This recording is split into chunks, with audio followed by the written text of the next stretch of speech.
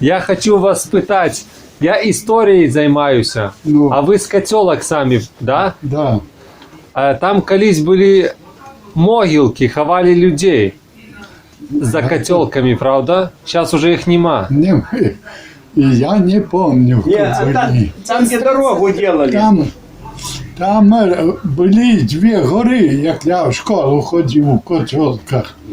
Ой, ми розкопали криху, то там черепи обнаружували. Ну, десь Кажу. 33 може, Ні, воно ну, ви було про це до говорите, того.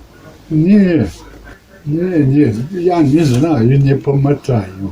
А вот знаете, там, где як от Шиней ехать на котелки, лес начинается. Да.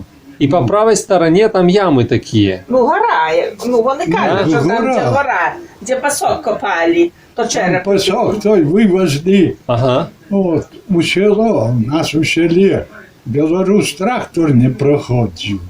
Іде застрахне все. І вже Ты, наверное, помнишь черепы эти, да? А? Помнишь тоже черепы эти? Ну, гато по діду, я не бачила, я ж не бачила, як там грузили. Вера Табартовская помнит черепа. ну, Ну, бо Віра, вона в а цій я стороні в живе. Котелках 4 класи кончив, ще ні, 7, Ага. ще 3. То ми ходили, нас 4 чоловік було. Тебе питають про ті могилки, Ні, були пусть- там? А ти є, Пусть говорит. ти є могилки, я не знаю. Ми як ходили в школу там у Котелках, то учитель на гору тую, 2 гори, сразу лес починається справа, Ага. гора була, то тут були, розкопували. Ну, так.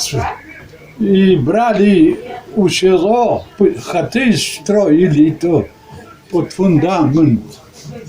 О, то пару черепів знайшли, бо я знаю, ми черепа на киє ставили. Як то ввечері ми де ховалися, гукали, бо боялись ходити. Ну, то кажуть, Наполеон йшов.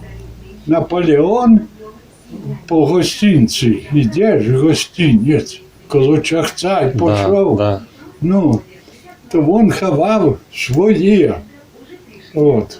Хто погибав, ну були ж десь і все, там війни то не було. Бо він, але може хворі, які вмирали. І ховали на той горі, на першій. І там між першою і другою гори не було, а друга вже коло школи. Школа зараз немає її.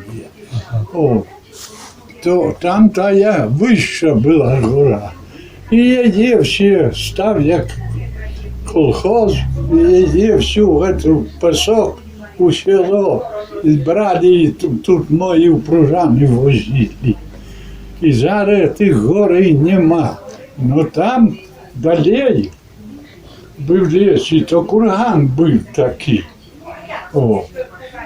То ми, ученики, учитель по історії Петрі, водив нас туди, і ми розкопали, що там.